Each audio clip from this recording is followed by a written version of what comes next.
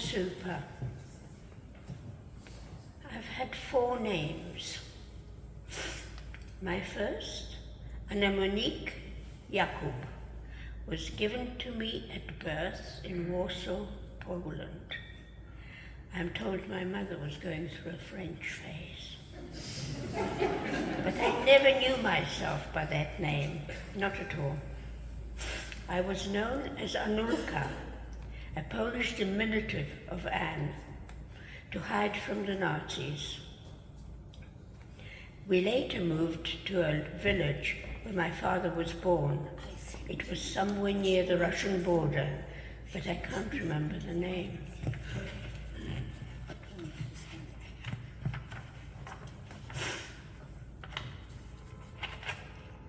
My mother's maiden name was Glixman.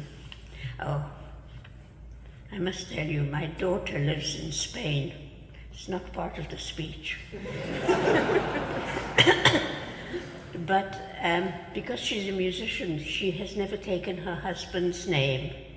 And when he died, and she was given papers to become a Spanish citizen, they said, "What's your mother's maiden name?" She said, "Glixman." So she is now Beth Super Glixman.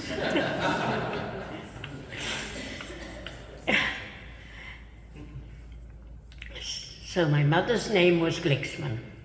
My grandma, Regina Glixman, looked after me while she was in Poland.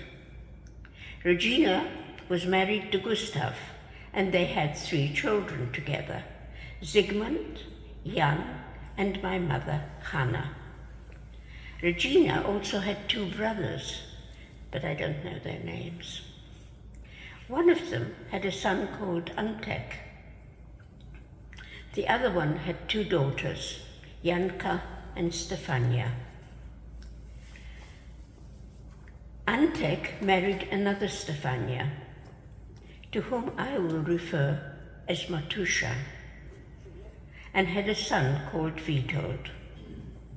As first cousins often married in those days, Jan married Stefania, and they had a daughter, Irene. My aunt and uncle, Stefania and Jan, lived in South Africa with Irene, who was my age. They had gone there just before the war. He literally left straight after he qualified. A little while later, he sent for Stefania and she went over, and then they sent for his mother, my grandmother, Regina. And just as she touched the ground in South Africa, war broke out. I know nothing at all about my father's side. All I have of him is my face, and I'm the image of him, so he lives on. The emptiness of not having parents has always been with me, but I knew little to go on. The only photographs I have of my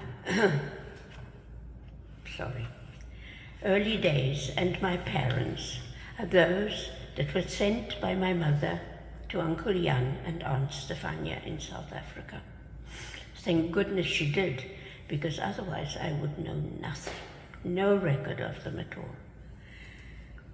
I don't know my exact birth date, but I know I was born in 1938.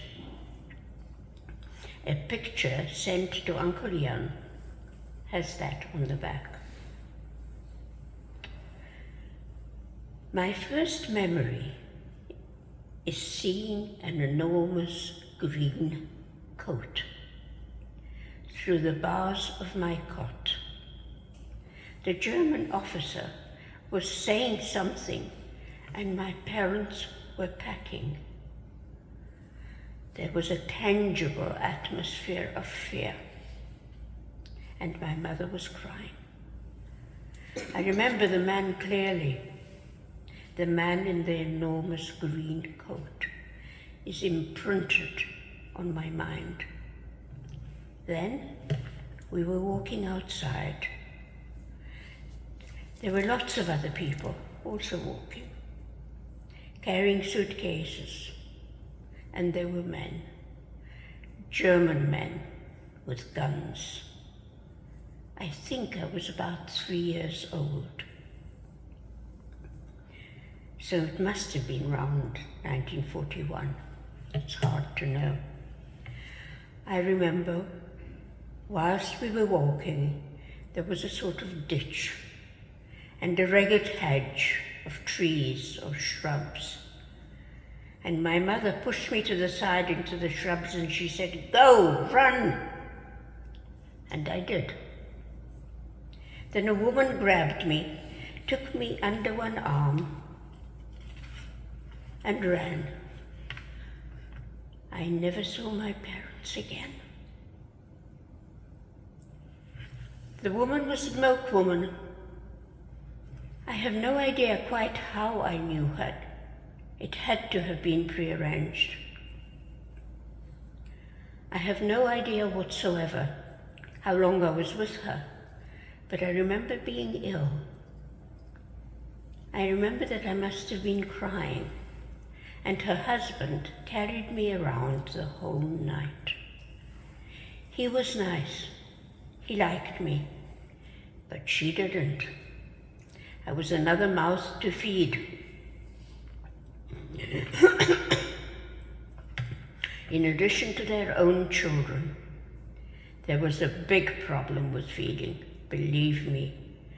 We ate potatoes, if we were lucky, and drank sour milk, because she was a milkwoman. So we had milk, and sometimes, for a luxury, we had radishes.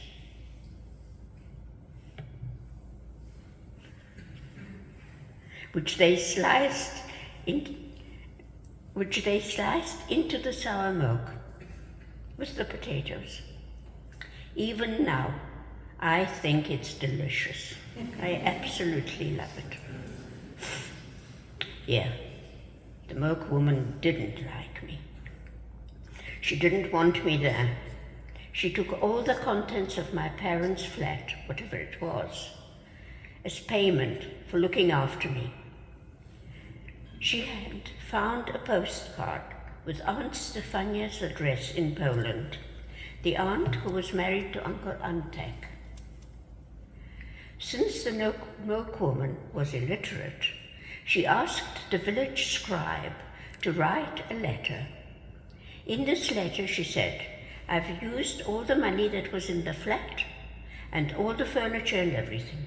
Now I want more money, or she's in the street."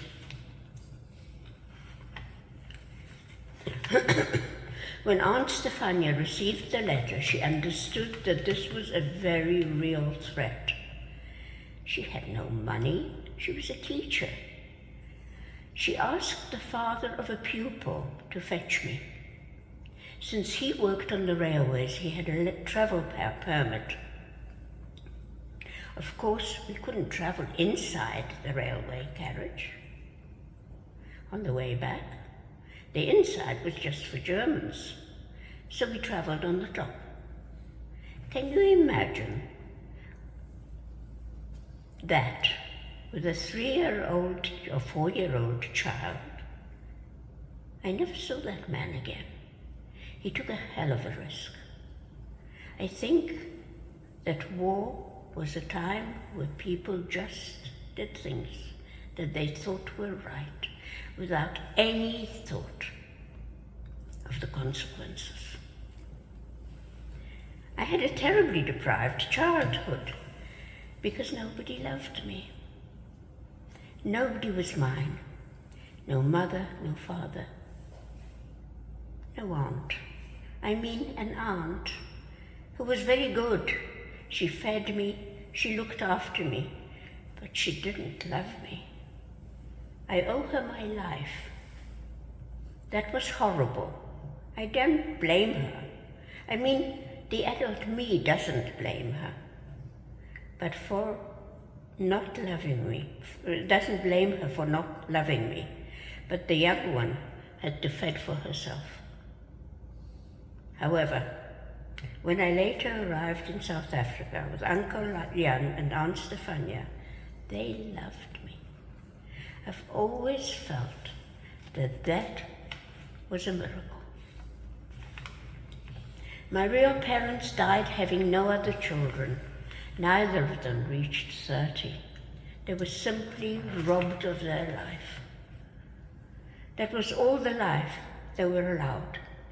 And all that's left is me. I've always had this feeling that I've got to live everything. I have to experience it. I have to think it. I have to see it. I have to hear it. I've lived every minute of my life. I've had to, because my parents never could, and no other children that they could make ever could. So everything is on me. I'm always on the move. My husband Morris and I traveled the world together. He said to me before he died, "Thank you. We've had a wonderful life. I think you can't ask for better than that."